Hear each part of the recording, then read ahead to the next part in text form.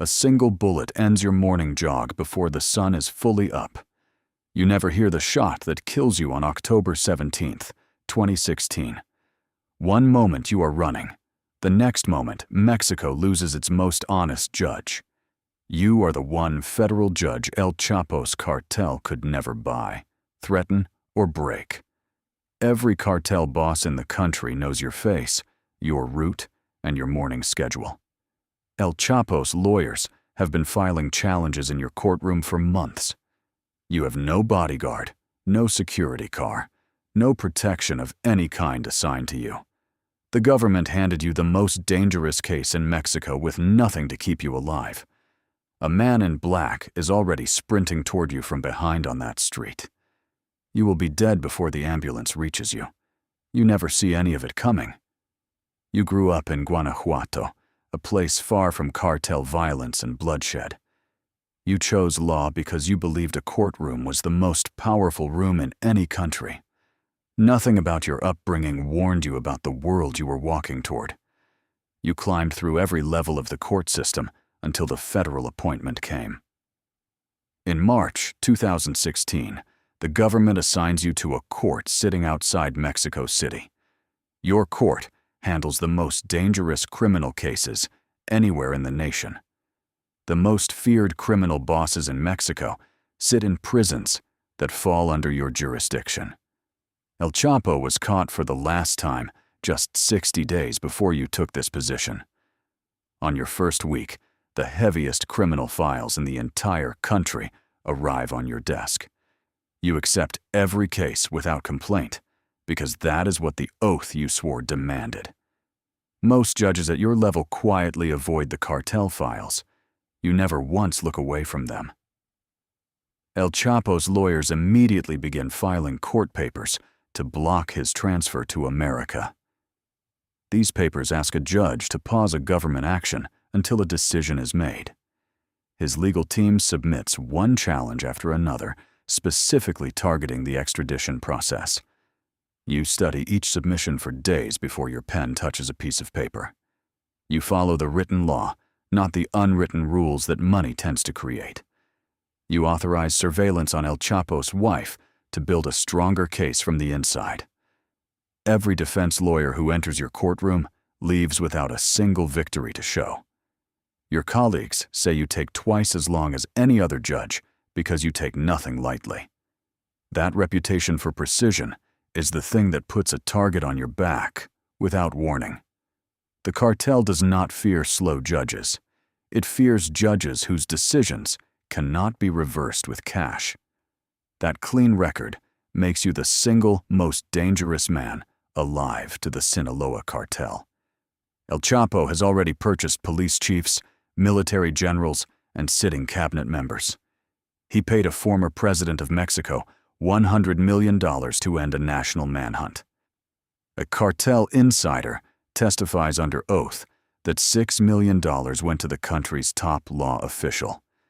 $50 million was pooled by cartel members into one coordinated government bribery fund. More than 50 tons of cocaine entered the United States under the cover of official protection. Every person who accepted that money stopped working for Mexico and started working for El Chapo. Here is what nobody talks about. You were never the corrupt judge in this story. You are the one person inside a completely broken system who refused every single offer made. The cartel spent 30 years buying judges. You are the first one who ever said no. Your courtroom is the only place in all of Mexico where El Chapo cannot decide the result. That single fact turns you from a judge into a problem that needs to be permanently solved. They do not need to corrupt every judge. They only need to eliminate the ones they cannot corrupt. October 17th starts the same way every working morning of your adult life has started before. You lace up your shoes, step outside your door, and begin your usual route through town. The air is cool, the road is empty, and not a single thing around you feels out of place. A camera mounted on a building nearby is recording everything happening on that street.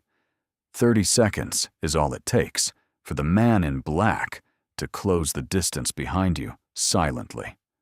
One shot at the back of your head, and the most principled judge in Mexico hits the ground. He's gone before your body stops moving, and before a single witness can process what happened. Your neighbors hear something, and within minutes, paramedics are rushing toward your location. The clinic they bring you to confirms what the camera footage already made obvious to everyone. By midday, the video of your killing is playing on every television network across the country. A nation watches a 30-second clip of a morning jog that ends with one gunshot on a quiet road.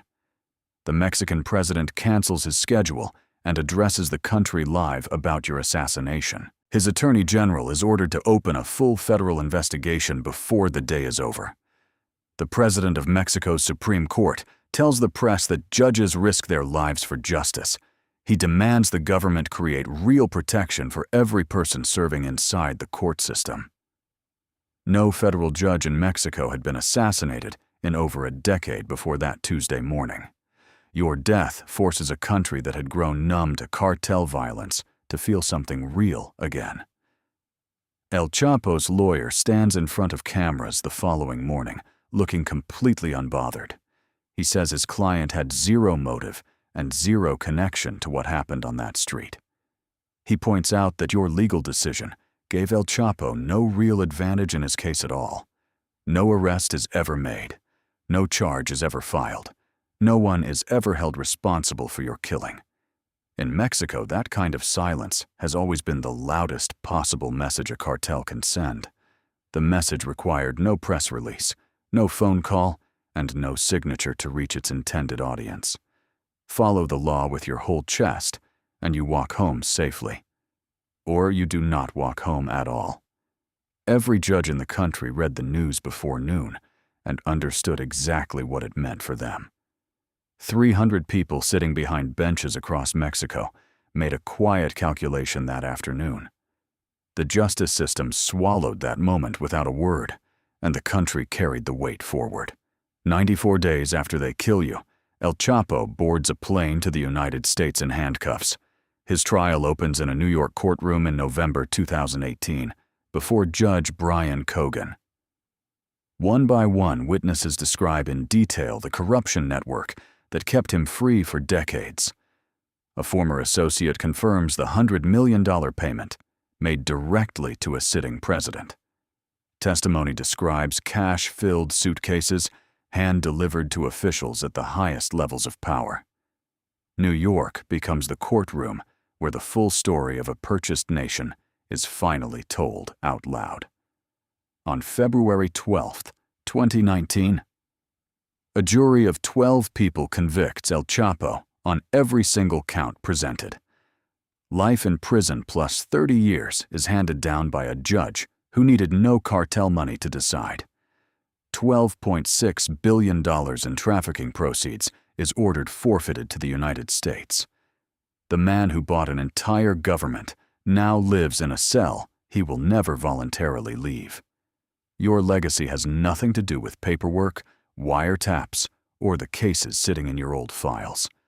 Your legacy is that the most powerful criminal organization on earth could not purchase your soul. Every reform Mexico has attempted in its court system since your death traces back to your story. In 2025, Mexico runs its first ever public elections for judges at every single level of court. That historic change was built on decades of failure and on one October morning that broke something open. International human rights organizations cite your case in reports about judicial safety worldwide.